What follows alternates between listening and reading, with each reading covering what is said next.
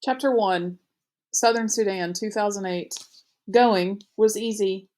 Going. The big plastic container held only air, tall for her 11 years. Naya could switch the handle from one hand to the other, swing the container by her side, or cradle it in both arms. She could even drag it behind her, bumping it against the ground, and raising a tiny cloud of dust with each step. There was little weight going. There was only heat, the sun already baking the air. Even though it was long before noon, it would take her half the morning if she didn't stop on the way. Heat, time, and thorns. Southern Sudan, 1985. Salva sat cross legged on the bench. He kept his head turned toward the front, hands folded, back perfectly straight. Everything about him was paying attention to the teacher, everything except his eyes and his mind. His eyes kept flickering toward the window, through which he could see the road home. Just a little while longer, a few more minutes more, and he would be walking on that road. The teacher droned on with the lesson about the Arabic language. Salva spoke the language of his Dinka tribe at home, but in school he learned Arabic, the official language of the Sudanese government far away to the north. 11 years old on his last birthday, Salva was a good student. He already knew the lesson, which was why he was letting his mind wander down the road ahead of his body. Salva was well aware of how lucky he was to be able to go to school. He could not attend the entire year because during the dry season his family moved away from their village. But during the rainy season he could walk to the school, which was only half an hour from his home. Salva's father was a successful man. He owned many head of cattle and worked as their village's judge, an honored, respected position. Salva had 3 brothers and 2 sisters. As each boy reached the age of about 10 years, he was sent off to school. Salva's older brothers, Arik and Ring, had gone to school before him. Last year it had been Salva's turn. His 2 sisters, Akit and Agnath, did not go to school. Like the other girls in the village, they stayed home and learned from their mother how to keep house.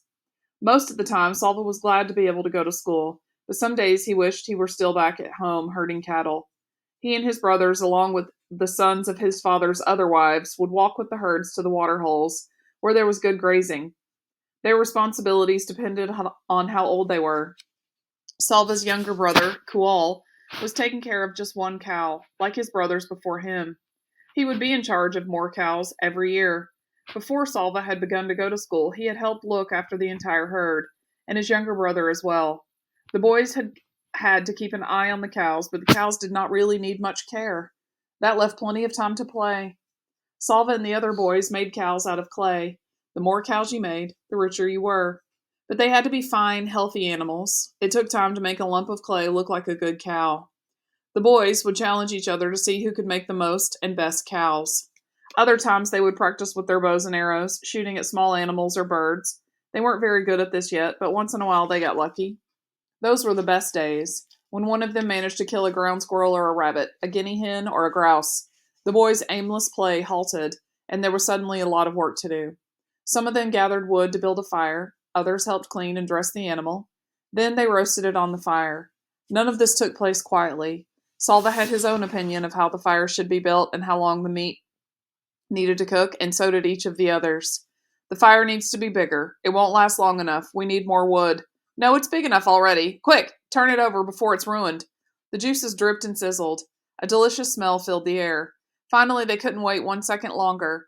There was only enough for each boy to have a few bites, but oh, how delicious those bites were. Salva swallowed and turned his eyes back toward the teacher. He wished he hadn't recalled those times because the memories made him hungry. Milk. When he got home, he would have a bowl of fresh milk, which would keep his belly full until supper time. He knew just how it would be. His mother would rise from her work, grinding meal and walking around to the side of the house that faced the road. She would shade her eyes with one hand, searching for him. From far off, he would see her bright orange headscarf, and he would raise his arm in greeting. By the time he reached the house, she would have gone inside to get his bowl of milk ready for him. Crack! The noise had come from outside. Was it a gunshot? Or just a car backfiring? The teacher stopped talking for a moment. Every head in the room turned toward the window. Nothing. Silence. The teacher cleared his throat, which drew the boys' attention to the front of the room again. He continued the lesson from where he had left off. Then, crack! Pop, pop, crack! Ack, ack, ack, ack, ack, ack! Gunfire! Everyone down! The teacher shouted. Some of the boys moved at once, ducking their heads and hunching over. Others sat frozen, their eyes and mouths open wide. Salva covered his head with his hands and looked from side to side in panic. The teacher edged his way along the wall to the window. He took a quick peek outside. The gunfire had stopped. But now people were shouting and running. Go, quickly, all of you, the teacher said, his voice low and urgent. Into the bush. Do you hear me? Not home. Don't run home. They will be going into the villages. Stay away from the villages. Run into the bush. He went to the door and looked out again. Go, all of you, now. The war had started 2 years earlier. Salva did not understand much of it, but he knew that rebels from the southern part of Sudan, where he and his family lived, were fighting against the government, which was based in the north. Most of the people who lived in the north were Muslim, and the government wanted all of Sudan to become a Muslim country, a place where the beliefs of Islam were followed.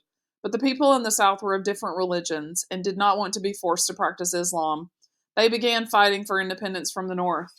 The fighting was scattered all around southern Sudan, and now the war had come to where Salva lived. The boys scrambled to their feet. Some of them were crying. The teacher began hurrying the students out the door. Salva was near the end of the line. He felt his heart beating so hard that its pulse pounded in his throat and ears. He wanted to shout, I need to go home! I must go home! But the words were blocked by the wild thumping in his throat. When he got to the door, he looked out. Everyone was running. Men, children, women carrying babies. The air was full of dust that had been kicked up by all those running feet. Some of the men were shouting and waving guns. Salva saw all this with one glance. Then he was running too, running as hard as he could into the bush, away from home. Chapter 2, Southern Sudan, 2008. Naya put the container down and sat on the ground. She always tried not to step on the spiky plants that grew along the path, but their thorns littered the ground everywhere. She looked at the bottom of her foot. There it was, a big thorn that had broken off right in the middle of her heel. Naya pushed at the skin around the thorn. Then she picked up another thorn and used it to poke and prod at the first one. She pressed her lips together against the pain. Southern Sudan, 1985. Boom! Salva turned and looked. Behind him, a huge black cloud of smoke rose. Flames darted out its base. Overhead, a jet plane veered away like a sleek, evil bird. In the smoke and dust, he couldn't see the school building anymore. He tripped and almost fell. No more looking back. It slowed him down. Salva lowered his head and ran. He ran until he could not run anymore. Then he walked for hours, until the sun was nearly gone from the sky. Other people were walking too. There were so many of them that they couldn't all be from the school village. They must have come from the whole area. As Salva walked, the same thoughts kept going through his head in rhythm with his steps. Where are we going? Where's my family? When will I see them again? The people stopped walking when it grew too dark to see the path. At first, everyone stood around uncertainly, speaking in tense whispers or silent with fear. Then some of the men gathered and talked for a few moments. One of them called out, Villages! Group yourself by villages. You will find someone you know. Salva wandered around until he heard the words Luanarik. The village of Luanarik, here! Relief flooded through him. That was his village. He hurried toward the sound of the voice. A dozen or so people stood in a loose group at the side of the road. Salva scanned their faces. There was no one from his family. He recognized a few people. A woman with a baby, 2 men, a teenage girl, but no one he knew well. Still, it was comforting to see them. They spent the night right there by the road, the men taking shifts to keep watch. The next morning, they began walking again. Salva stayed in the midst of the crowd with the other villages from Luanarik. In the early afternoon, he saw a large group of soldiers up ahead. Word passed through the crowd. It's the rebels! The rebels, those who were fighting against the government. Salva passed several rebel soldiers, waiting by the side of the road. Each of them held a big gun. Their guns were not pointed at the crowd, but even so, the soldiers seemed fierce and watchful. Some of the rebels then joined the back of the line. Now the villagers were surrounded. What are they going to do to us? Where is my family? Late in the day, the villagers arrived at the rebel camp. The soldiers ordered them to separate into 2 groups, men in one group, women and children, and the elderly in the other. Teenage boys, it seemed, were considered men, for boys who looked to be only a few years older than Salva were joining the men's group. Salva hesitated for a moment. He was only 11, but he was the son of an important family. He was Salva Maween, Dut Arik, from the village named for his grandfather. His father always told him to act like a man, to follow the example of his older brothers, and, in turn, set a good example for Kual. Salva took a few steps toward the men. Hey! A soldier approached Salva and raised his gun. Salva froze. All he could see was the gun's huge barrel, black and gleaming, as it moved toward his face. The end of the barrel touched his chin. Salva felt his knees turn to water. He closed his eyes. If I die now, I will never see my family again. Somehow this thought strengthened him enough to keep him from collapsing in terror. He took a deep breath and opened his eyes. The soldier was holding the gun with only one hand.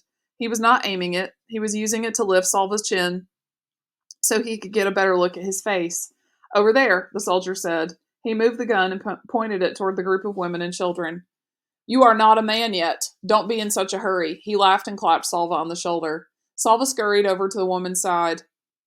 The next morning, the rebels moved on from the camp. The village men were forced to carry supplies and guns, mortar shells, radio equipment. Salva watched as one man protested that he did not want to go with the rebels. A soldier hit him in the face again with the butt of a gun. The man fell to the ground bleeding. After that, no one objected. The men shouldered the heavy equipment and left the camp. Everyone else began walking again. They went in the opposite direction from the rebels, for wherever the rebels went, there was sure to be fighting. Salva stayed with the group from Luanarik.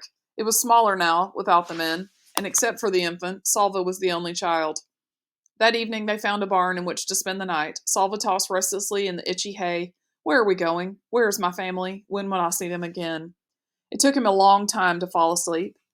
Even before he was fully awake, Salva could feel that something was wrong. He lay very still with his eyes closed, trying to sense what it might be. Finally, he sat up and opened his eyes. No one else was in the barn.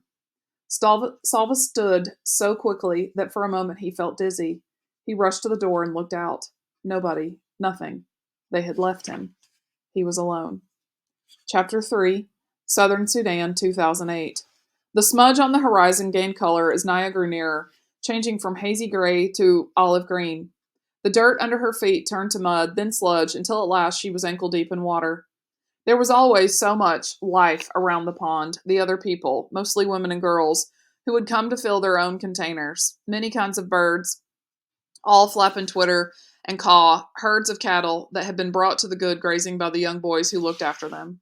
Naya took the hallowed gourd that was tied to the handle of the plastic container. She untied it, scooped up the brown muddy water, and drank. It took 2 gourdfuls before she felt a little cooler inside. Naya filled the container all the way to the top. Then she tied the gourd back in place and took the padded cloth donut from her pocket. The donut went on her head first, followed by the heavy container of water, which she would hold in place with one hand. With the water balanced on her head and her foot still sore from the thorn, Naya knew that going home would take longer than coming had. But she might reach home by noon if all went well. Southern Sudan, 1985. The tears were hot in Salva's eyes. Where had everyone gone? Why had they left without waking him? He knew the answer, because he was a child, who might tire easily and slow them down and complain about being hungry and cause trouble somehow. I would not have been any trouble. I would not have complained. What will I do now? Salva took a few steps to see what he could see. On the far horizon, the sky was hazy from the smoke of the bombs. About 100 paces in front of him, he could see a small pond. Between the pond and the barn was a house, and yes, a woman sitting in the sun. Holding his breath, he crept closer until he could see her face clearly. The ritual scar patterns on her forehead were familiar. They were Dinka patterns, which meant that she was from the same tribe as Salva. Salva let out his breath in relief. He was glad that she was not Nuer. The Nuer and the Dinka had a long history of trouble. No one, it seemed, was sure where Nuer land ended and Dinka land began, so each tribe tried to lay claim to the area's richest in water. Over the years, there had been many battles, large and small, between Dinka and Nuer. Many people on both sides had been killed.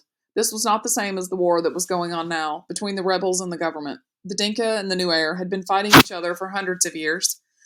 The woman looked up and saw him. Salva flinched at her glance. Would she be friendly to a stranger? Would she be angry with him for spending the night in her barn?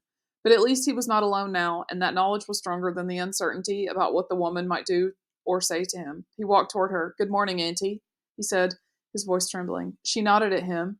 She was old, much older than Salva's mother. He kept quiet, waiting for her to speak. You must be hungry, she said at last. She stood and went into the house. A few moments later, she came back out and gave him 2 handfuls of raw peanuts, then sat down again. Thank you, Auntie. Squatting on his haunches next to her, Salva shelled the nuts and ate them.